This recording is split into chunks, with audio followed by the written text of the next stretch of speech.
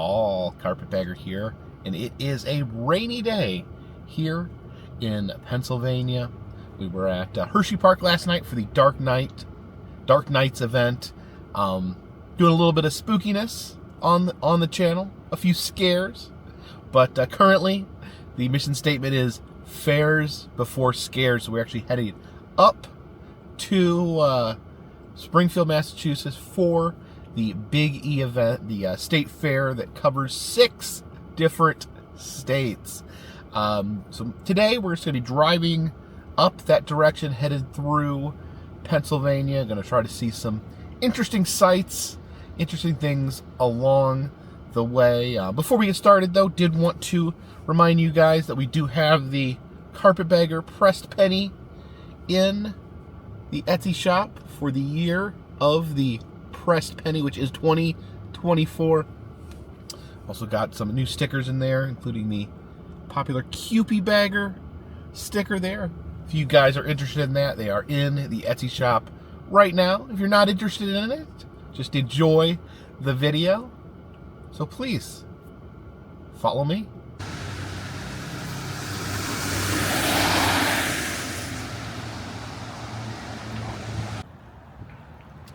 We have stopped off here in Frackville, Pennsylvania. I wanted to finally see this statue here. I've actually never gotten a chance to stop and actually see this with my own eyes.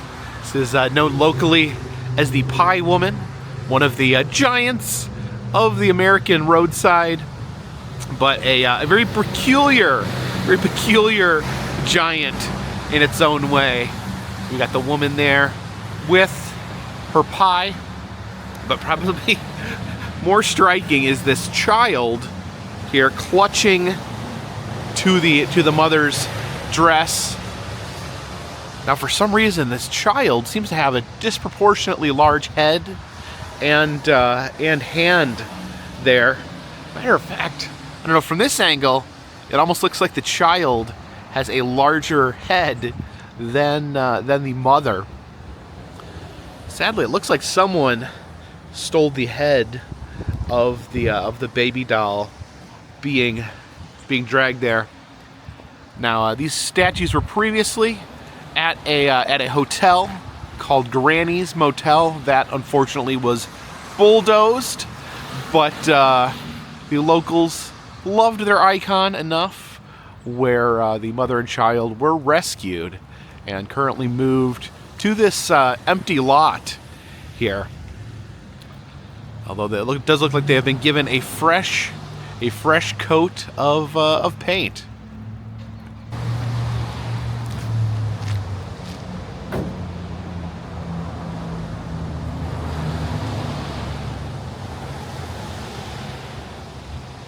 This child here.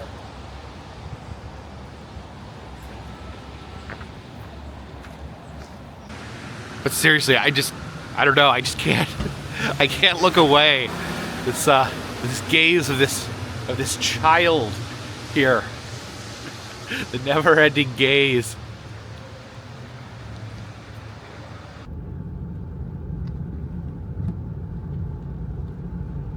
Oh, look at this. This coal company, Blashock Coal Company, uses St. Nicholas as their mascot. Makes sense because, you know, he delivers coal to bad children.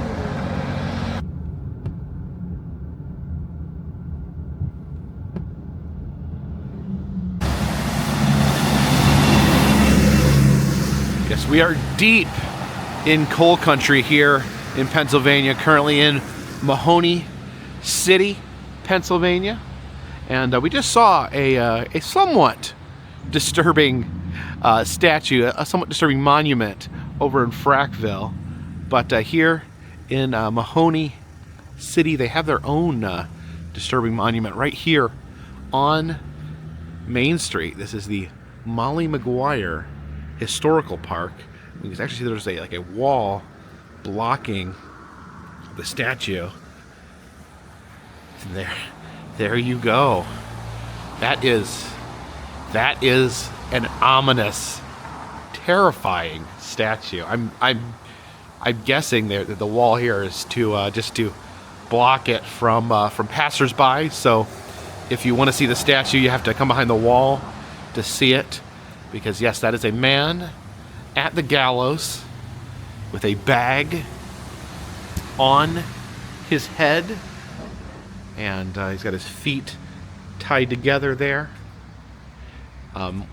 This Molly Maguire monument, it refers to the group known as the Molly Maguires, who were a group of coal miners that banded together to stand up against the coal mining companies, who they felt were very unjust and treated their workers poorly. And so they would actually do things to sabotage the coal mining companies. But once the coal mining companies were able to track down who the Molly Maguires were, it did not end well. It was said that 10 people were hung in one day for participating in the Molly Maguire group. And that leaves us with this absolutely chilling statue. I'm in my brain right now trying to think if there's more upsetting statues just in way of presentation. This definitely gives you that ominous, dark feeling here. This is not a monument to happy times. Wow.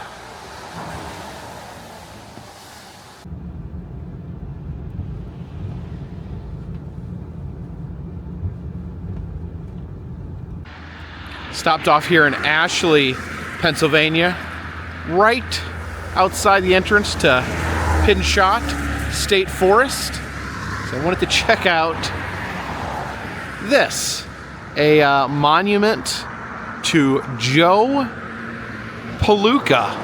Now, Joe Palooka was a popular comic book character in the 1940s, and according to the plaque here, the fictional character, joined the army during World War II and helped fight for the United States. Unfortunately, even though he was at one point the most popular comic book character of all time, Joe Palooka in recent years has become somewhat obscure. And one reason I find this plaque and monument very interesting is because this is not the only Joe Palooka monument that I have been to. There is actually a full-size statue of Joe Palooka in Ulitic, Indiana. And this one here is because the creator, Ham Fisher, is actually from nearby Wilkes-Barre, Pennsylvania. But the one in Indiana is basically was just put there as an inspiring monument. It's just interesting. The statues last for a long time. And when you make a statue of a fictional character, you don't know what their longevity may be. So, leading to the fact that here in America, we have 2 statues of Joe Palooka. Probably someone that 99% of the population does not have any knowledge of. Interesting when you think about how many people that don't have monuments, don't have statues of them. People that did amazing things that don't have statues. But Mr. Joe Palooka, he has 2. If you've actually heard of, I do want to get a feeling for this. If you're familiar with Joe Palooka, leave a comment in the comment section. And if you're not familiar with Joe Palooka, leave a comment in the comment section. Just curious to see how well known Joe Palooka actually is.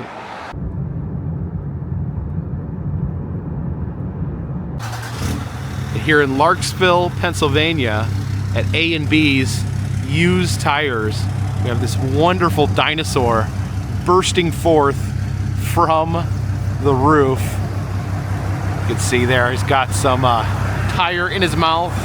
He's been eating tires. Looks like there is a woman riding on the back of the dinosaur's head. That's pretty amazing.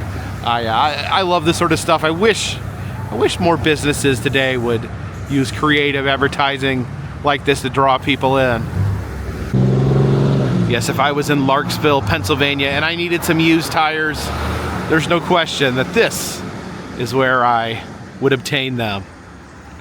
Yeah, look at that, the cave woman there, riding on the back of a tire-eating dinosaur. It's a thing of beauty.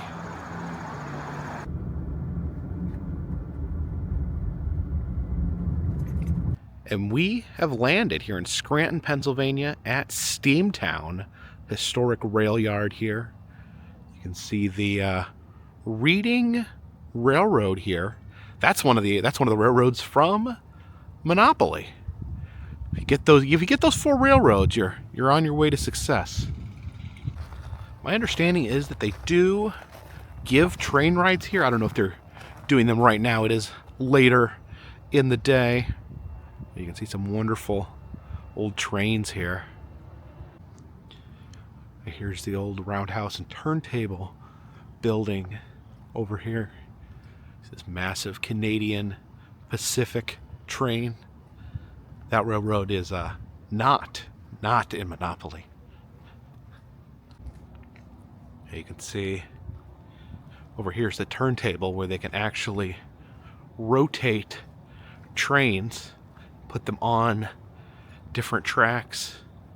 See, like how this train here is on a track, but you can have it pull up here to the turntable, and then this middle part could rotate and have it go connect to any track, have it leave the train yard through there, or have it placed and roll it into one of the enclosures or barns here. Now it does look like we can actually go inside this train here.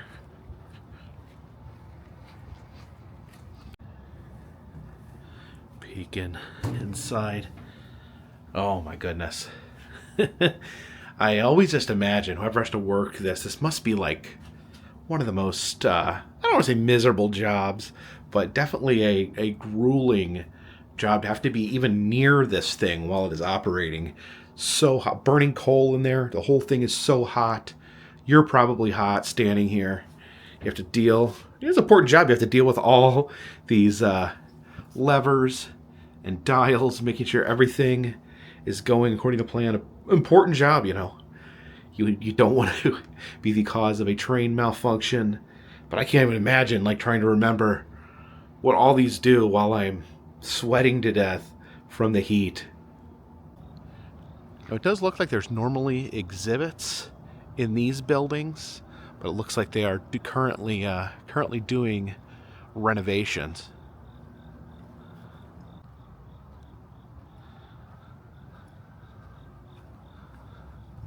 Okay, looks like there are some exhibits open this way.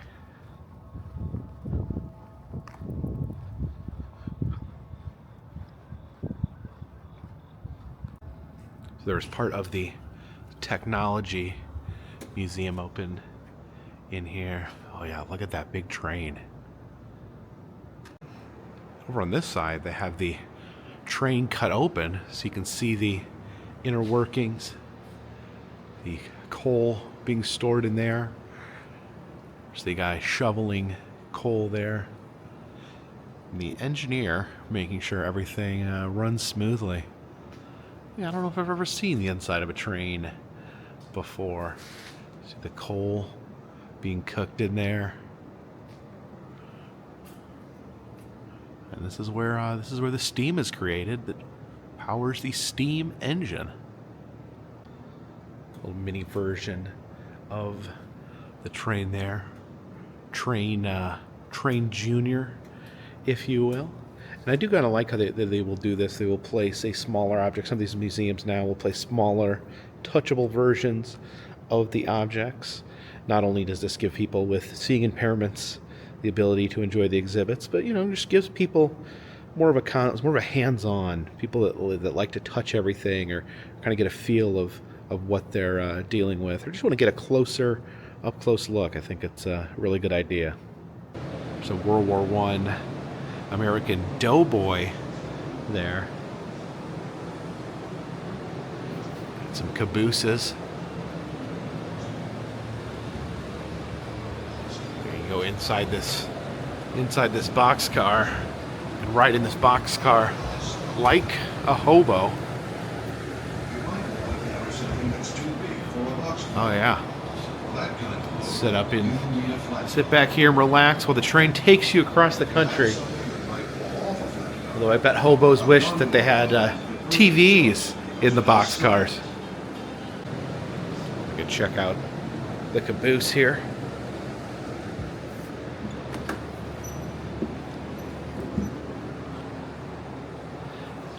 The living quarters in here. Tight living quarters. And look at this, you can store all the tools here underneath the couch. Office there. Oh my gosh, look at this. Look at this. It all ties together. We have the funny papers here. And there is a Joe Palooka. A Joe Palooka comic. We just saw Joe Palooka. It's amazing. There's like an elevated seating area here. Looks like this building over here is open as well. Okay, so it looks like this takes us inside the roundhouse. Showed where the trains would be kind of pulled into their barn or garage here. We come get a closer look up this way. This raised walkway above the roundhouse. Definitely smells like trains in here. Definitely the scent of oil and just general traininess wafting through the air.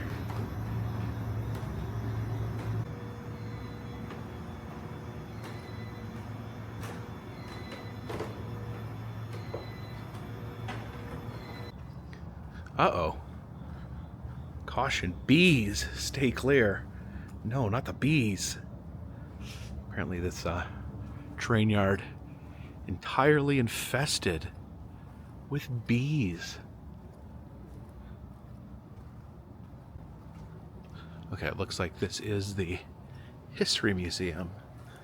It looks like this section may be open. Oh, there we go.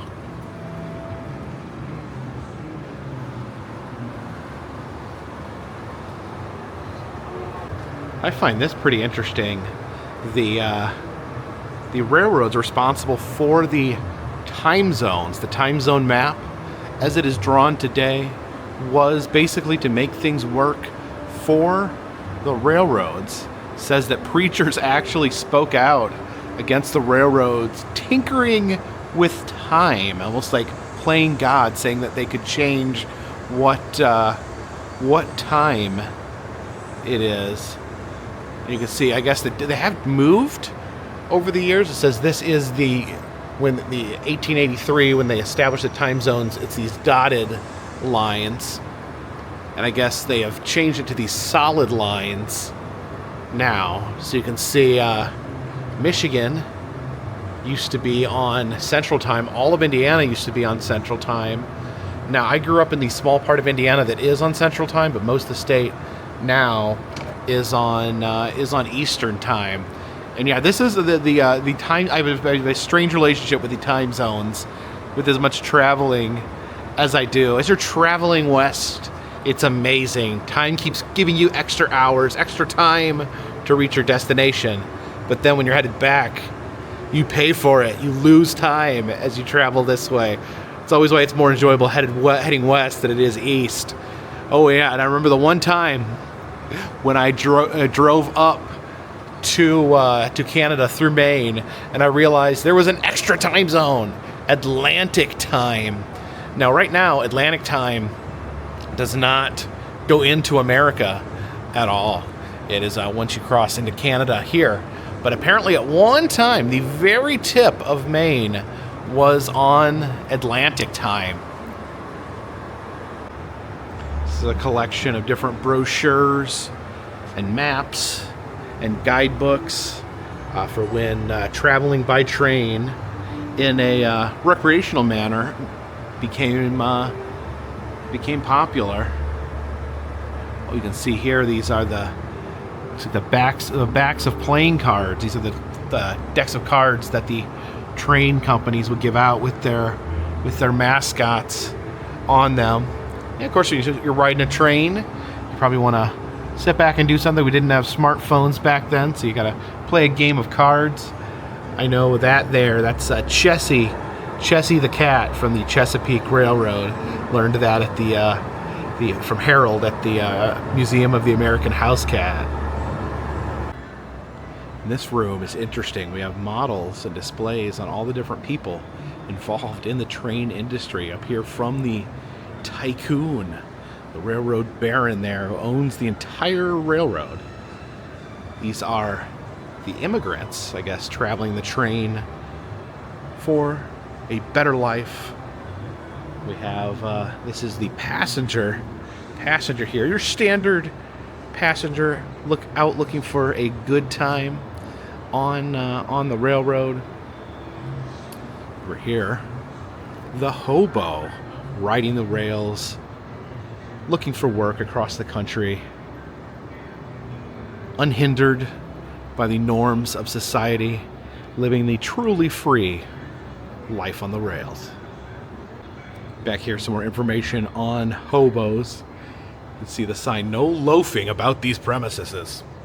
Apparently the railroads could be openly hostile towards the hobo. You can see here's the hobo symbols. That says man with a gun. So if you see that, if you're a hobo, other hobos will have left that as a warning that there's a man with a gun in the area. You don't want to mess with that. This is to let people know it's a good place to catch a train. And then down there, this is the Brakeman's Club.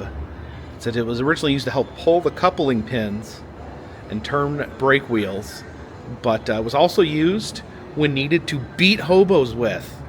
They would beat hobos to get them off the train.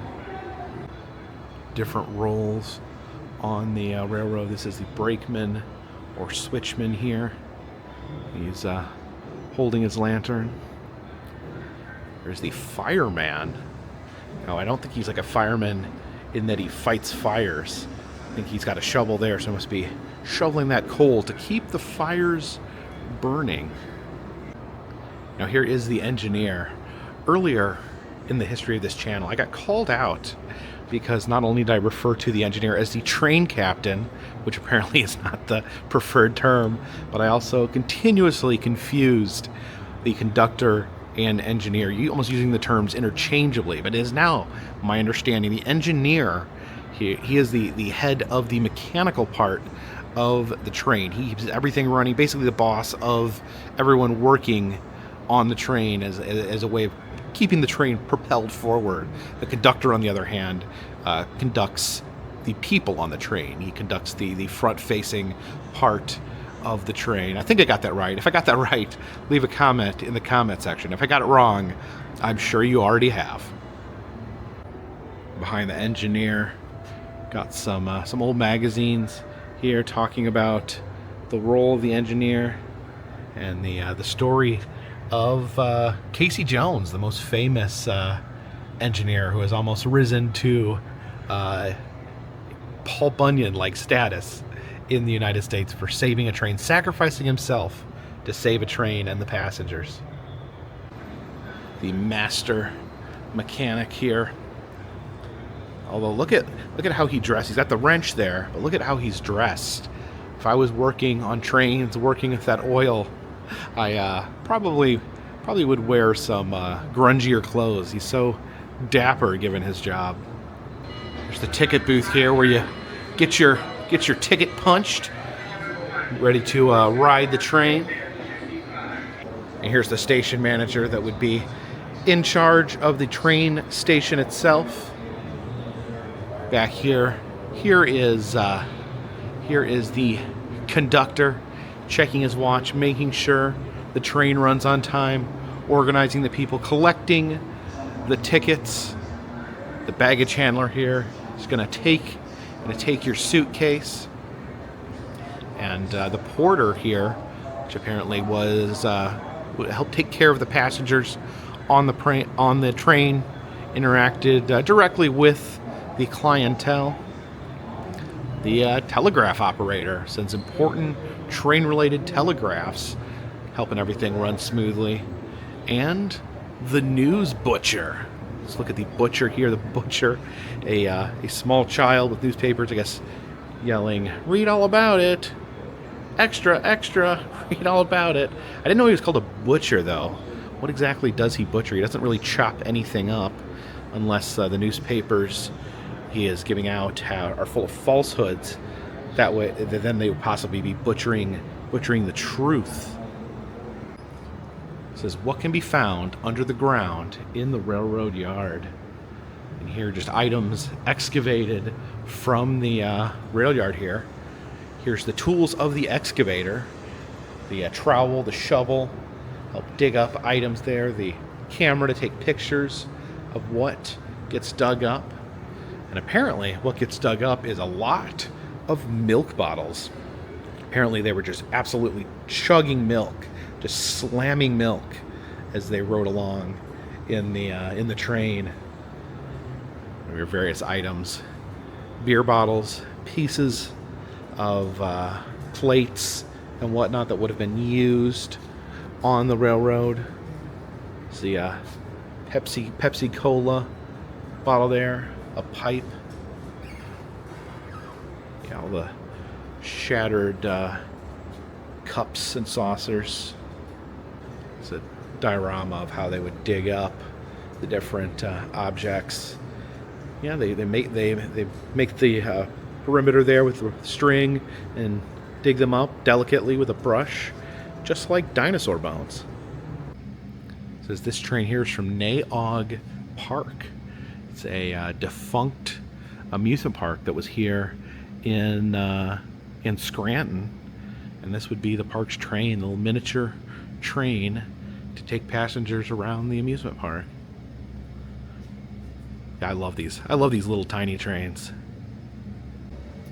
Now this here is a mail car for the train. Got your toilet right there. And this is where the mail would be sorted on the train. See the different mailboxes there. And these sacks over here where the mail would get sorted.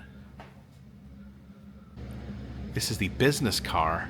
This is where the railroad barons and other higher-ups in the railroad company would ride. You can see a very elegant car here. Oh, hallway here is a little small. It is a train after all. You can look into the little bunk rooms here. Yeah, tight little quarters, but still pretty comfortable. Yeah, it looks like a lady has been staying in this room.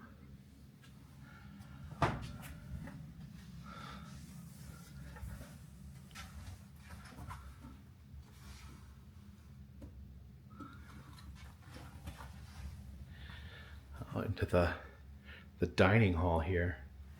You can see the plates there. I bet they would rattle. You get the rattling plates as the train heads down the track.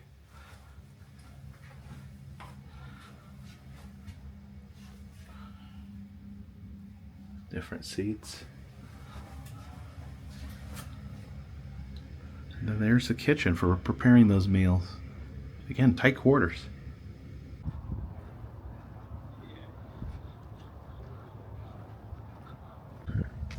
And here we have the museum gift shop over here. Oh yeah, here is Chessie, the railroad cat plushies for sale. I know Harold, who runs the House Cat Museum, in Sylva, North Carolina. A big fan of Chessie and the old Chessie advertisements. There's a conductor who's also a bear, a conduct bear, if you will. And down here we have a conductor.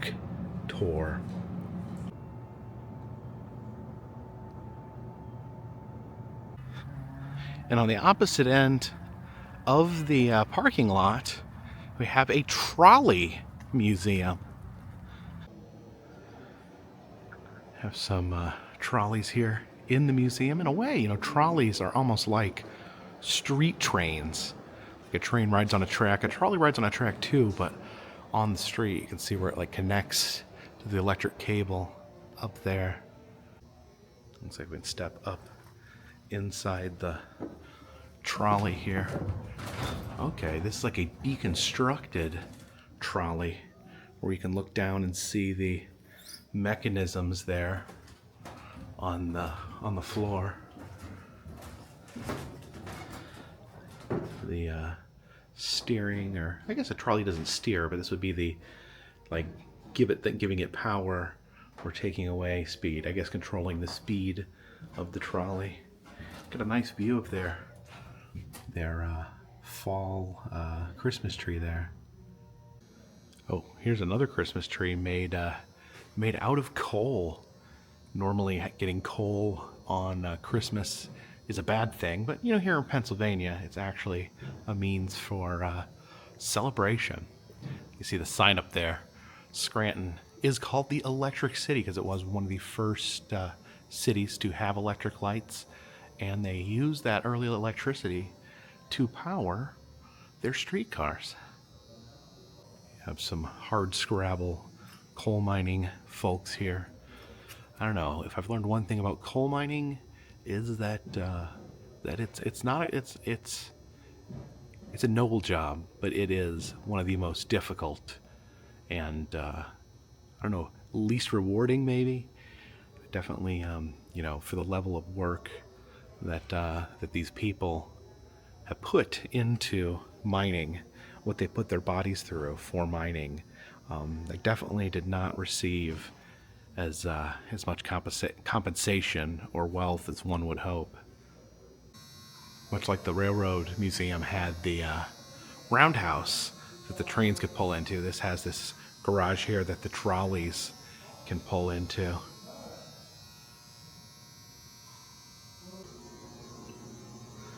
Oh, look at this wooden trolley here. That's pretty amazing. I guess this is the miniature ticket office where you get your ticket to ride the miniature trolley here. This is like an open air trolley. You can feel the breeze as you're cruising. And it looks like we can peek inside this one. And just people line up on these benches, sitting, read newspapers, waiting to go where they need to go. And of course, 2024 is the year of the pressed penny here on the Carpetbagger channel. I was disappointed when I did not see pressed pennies over at Steamtown, but they actually have the Steamtown pressed penny here at the Trolley Museum. And we're going to get a Trolley Museum pressed penny as well.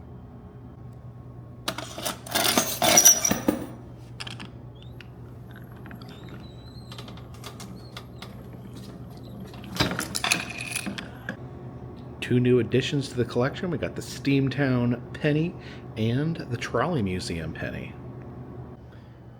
Also have a machine here that will tell me my weight and lucky number. So step up on here, and it takes 1/4, insert it into the side, and it is non-functional. So it looks like they do give trolley rides. Again, I was here later in the day, so I don't think they were giving any more trolley rides. Also, it may be off season, but I may come back sometime here to Scranton and take a ride on the trolley, as well as the Steamtown trains. They both give give actual tours, so it might be fun to come back here and take a ride, take a few rides. I like this trolley here. Yeah, really cool stuff.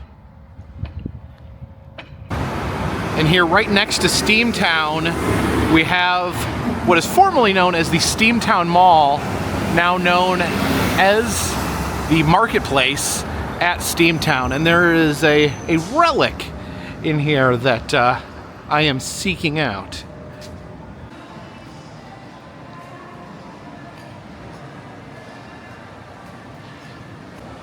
Here inside the mall, they actually have an aquarium, the Electric City Aquarium, which looks like a lot of fun. I don't think that's what we are going to be doing today. Oh, look at that. Dangling from the balcony there. Looks like we have some sort of climber made out of wire.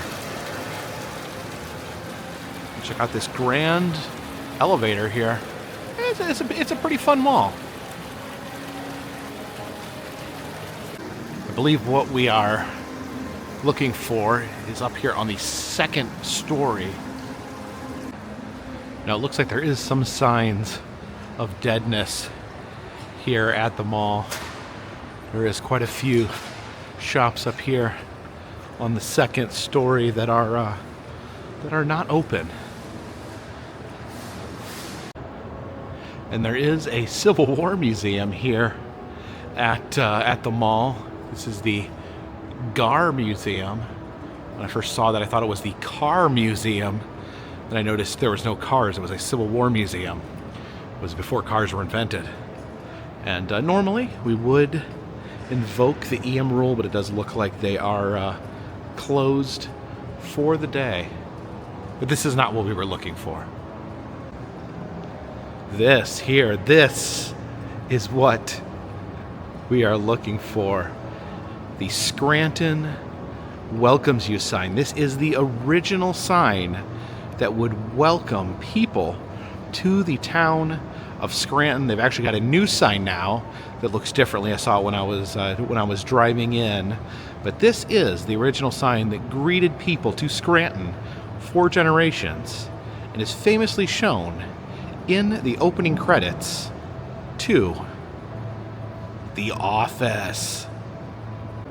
So when I rolled into Scranton, I was disappointed to see that they did not have this sign greeting you when you rolled into Scranton. But I am happy that they did preserve it here in the Steamtown Mall.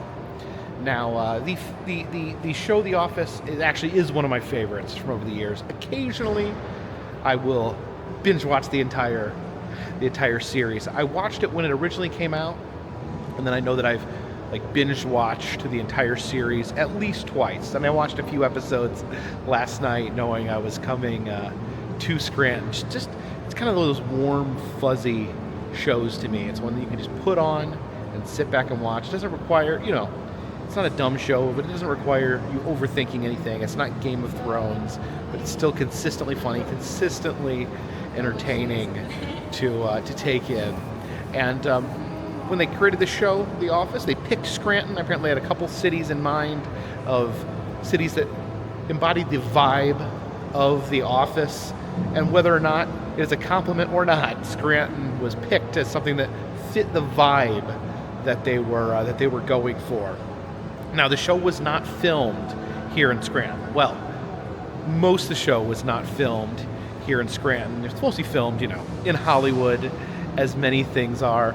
But the one part of the show that actually is filmed in Scranton is the intro, where they show clips, driving into Scranton, and you hear that classic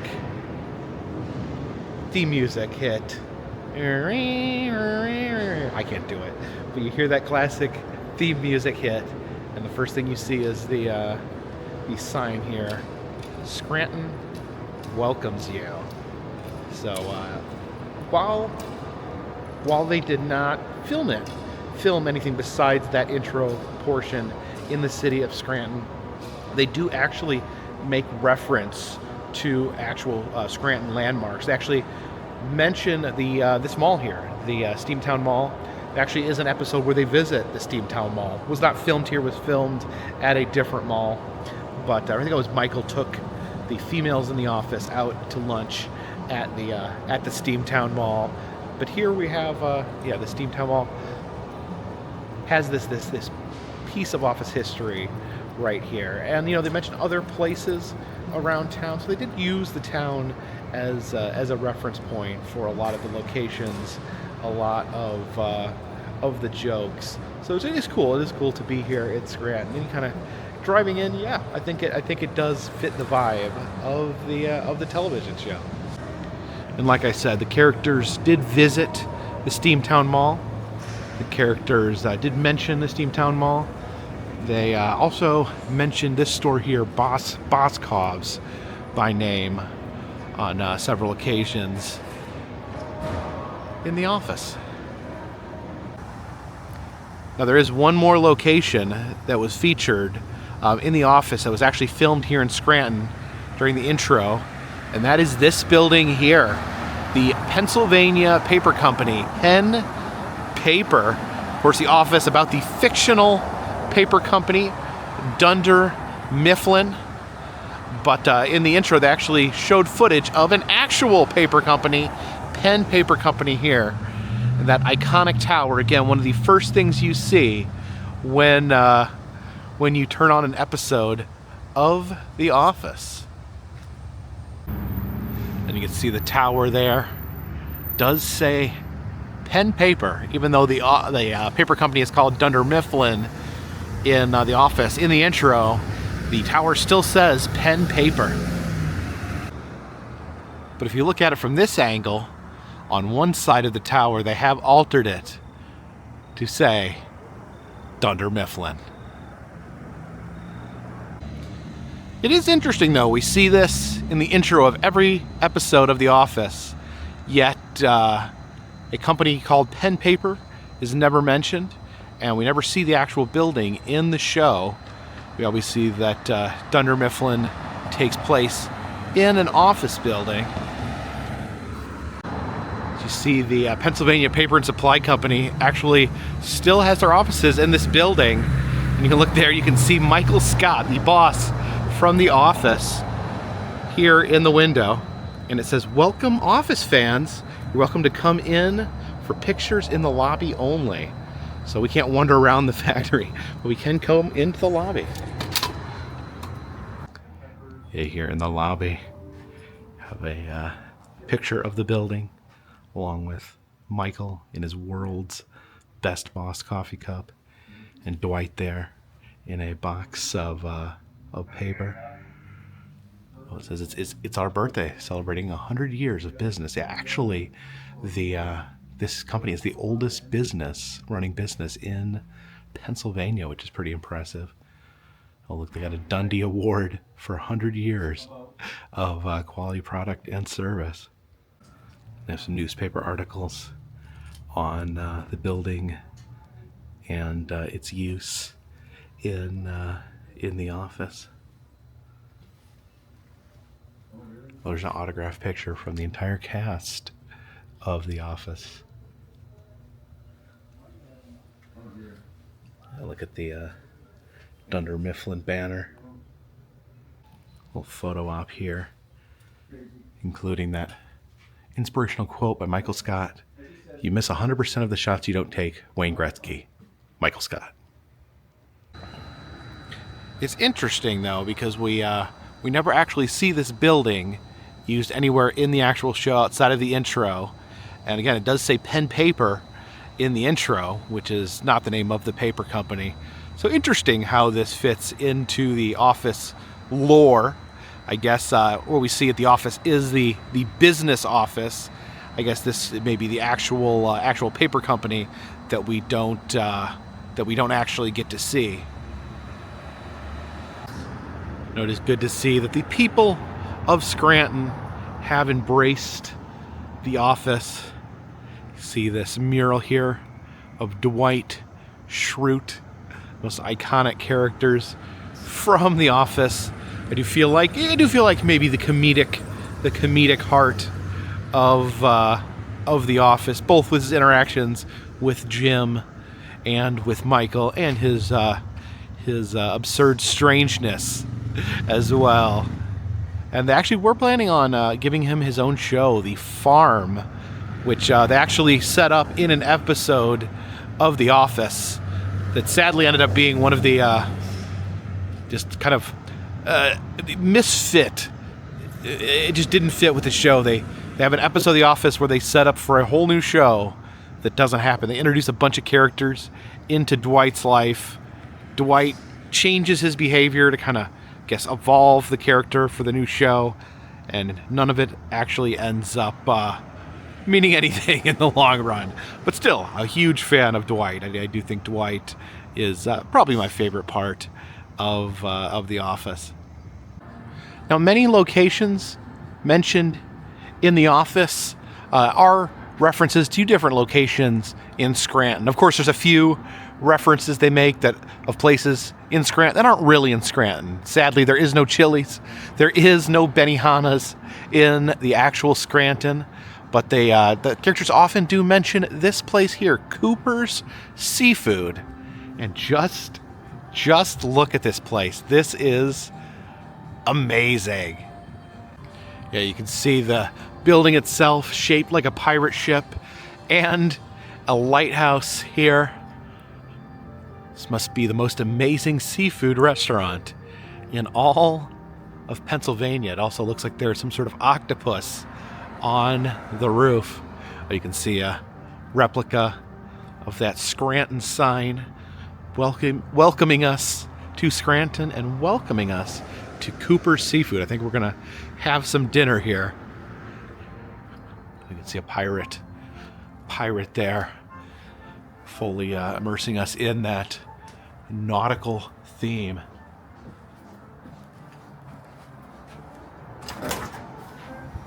Yeah, just check this out. You can see this wax figure dressed in the Dunder Mifflin hat with his mug of beer. So an interesting mashup of nautical theming mixed with The Office. There's a random collection of Transformers here behind the glass. Yeah, this place is a lot of fun. A big fish up here. Oh, and there's a collection of Simpsons dioramas up here as well. Another one of my favorite TV shows. You can see the front of the ship here. Some boat motors and the giant shark there. Is he a trash can? I don't know. It's like some people have been using him as a trash can either way.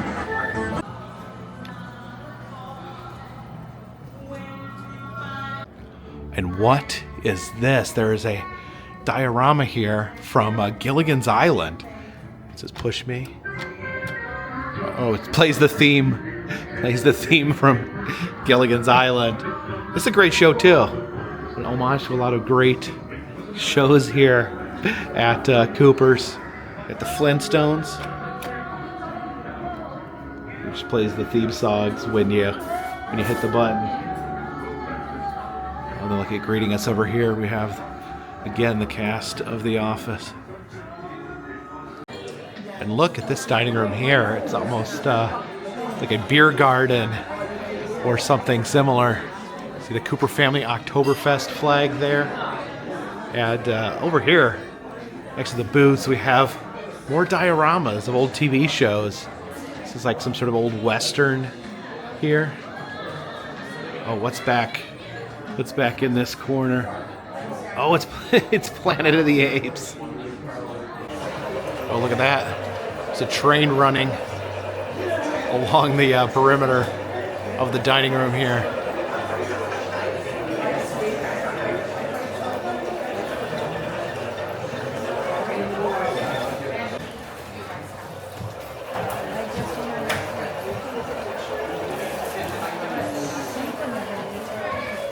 So yeah, looking at the menu here, this is celebrating 76 years. This is truly a landmark here in Scranton. Shows the evolution of the building. It was until 1988 that it was transformed into a pirate ship-shaped building. Oh, and then reaching its final form in 2024. And yeah, a lot of good seafood in here.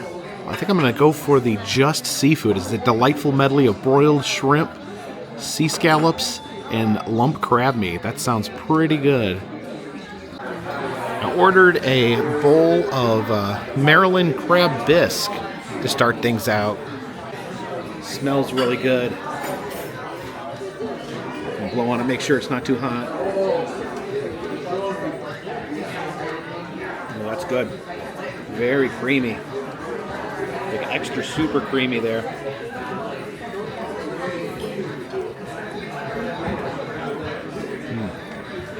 Very yummy. Okay, this looks pretty amazing. So it was called Just Seafood, and it is just seafood.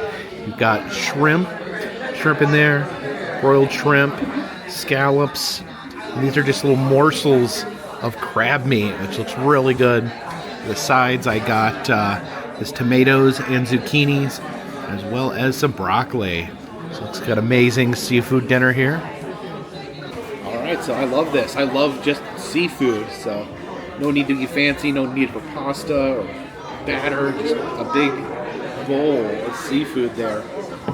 Then you got the tartar sauce, cocktail sauce, and then butter all there together. I think I'm gonna go for the butter.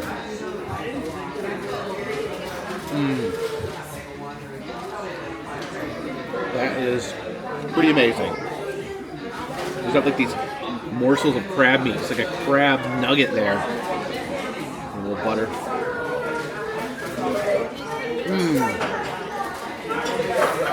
I know we are in Pennsylvania, but this is one of the best seafood meals I've had in a very long time.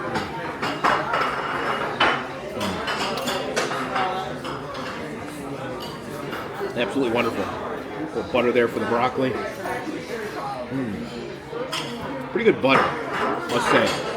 The butter itself is perfect. Yeah, everything is great here. Especially these little nuggets of crab. This is so good. And it's such an amazing environment.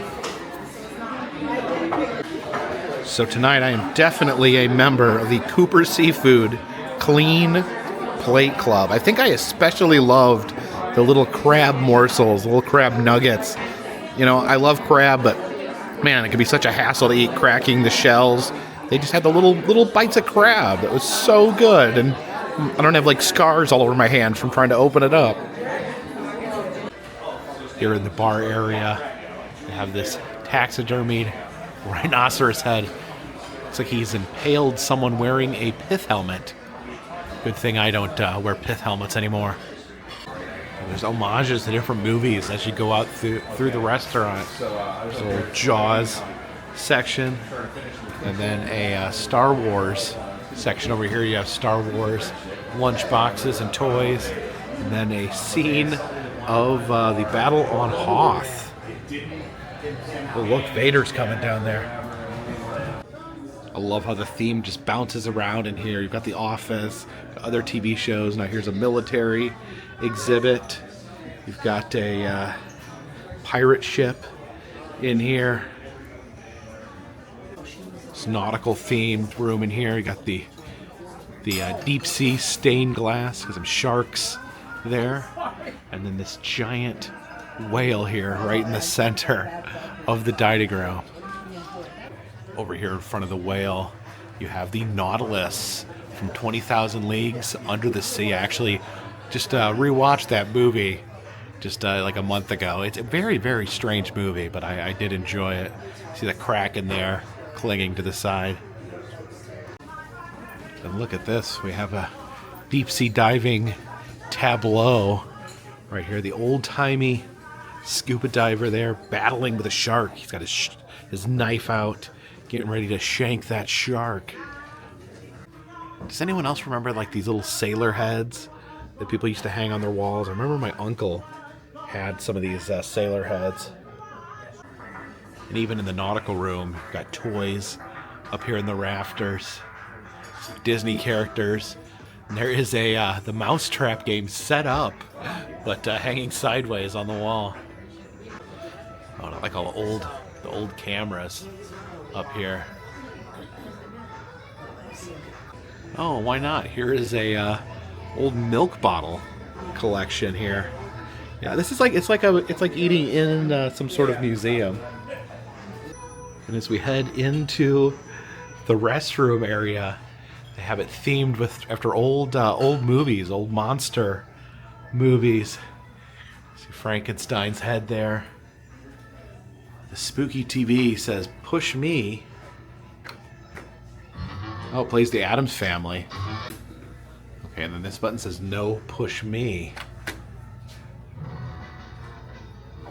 Okay, so this button activates the Addams Family theme song. This button activates the Munster theme song. Okay, this basket here says, "Death comes on swift wings to those who disturb the Pharaoh's tomb." Is there like it's a mummy? I think we've been cursed. There is the Telltale Heart by Edgar Allan Poe. Oh, you can hear it beat.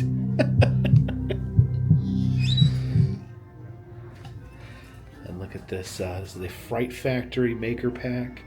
Guess you can make your own scary items, make your own shrunken head. Back here is a whole street scene of the Teenage Mutant Ninja Turtles. I remember I was in elementary school. These were the most popular thing in the entire world. I remember trying to collect all the Ninja Turtles. I remember I could never find a Michelangelo. Every time I went to the store, they were sold out of Michelangelo. I don't know if I ever owned a Michelangelo figure. Some slot machines and other games over here. But we have Zelda here. It says, have your fortune read by Zelda. Let's, of course, we will allow Zelda to read our fortune. Uh-oh. She's not taking $1 bills right now. All right, I guess Zelda is on her break. But we do have a Zoltar here. This looks like maybe a off-brand Zoltar. It looks a little different than the ones I'm used to. But see if he is taking dollars currently. There we go. Oh, a dollar maybe too wrinkly. There we go. Oh, I guess we got to hit our sign there. There we go. There he goes, doing his thing, doing his motion there. Oh, and there is the fortune. And then next to Zoltar we have Gort from When the World Stood Still. In this bathroom area, there is a toothpaste museum. All the different brands of toothpaste there. Man, didn't know they made so many different types of toothpaste. Yeah, this place is amazing. Toothpaste from different countries. There's Israeli toothpaste, Irish toothpaste. Oh yeah, it's like the toothpastes of the world here. Yeah, it says there, over the course of your lifetime, you'll use about 20 gallons of toothpaste.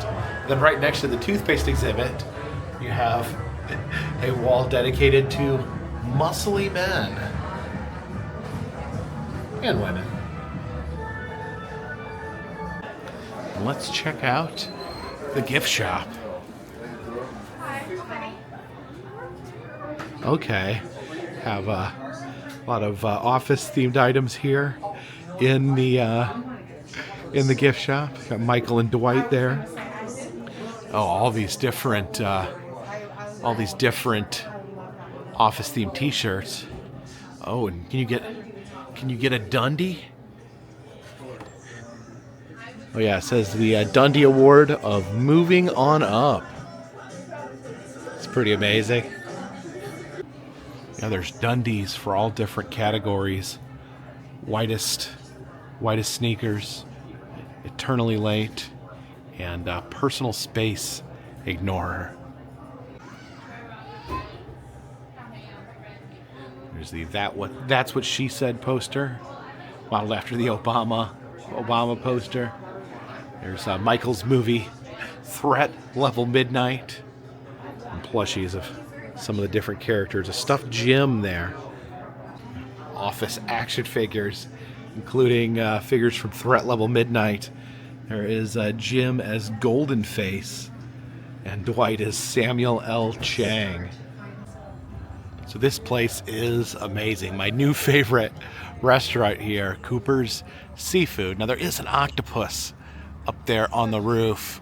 Unfortunately, the rooftop dining room, our dining area, not open today, probably just because of the weather or the temperature. But yeah, it looks like there is an octopus up there, possibly fighting with a sailor. But man, what a remarkable place. Yeah, the food here at Cooper's absolutely top notch. Thoroughly enjoyed my Pennsylvania seafood, and just look at the restaurant itself.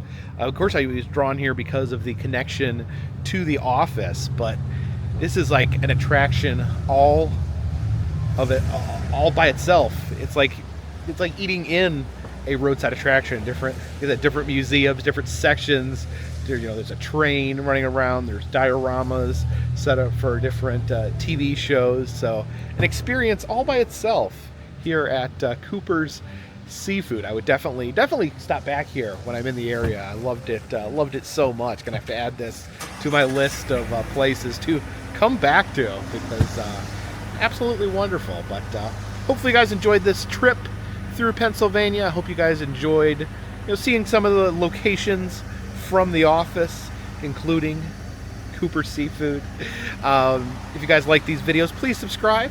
If you are new here to this channel, I travel around the country. I film roadside attractions, amusement parks, museums, events, and other fun, random things.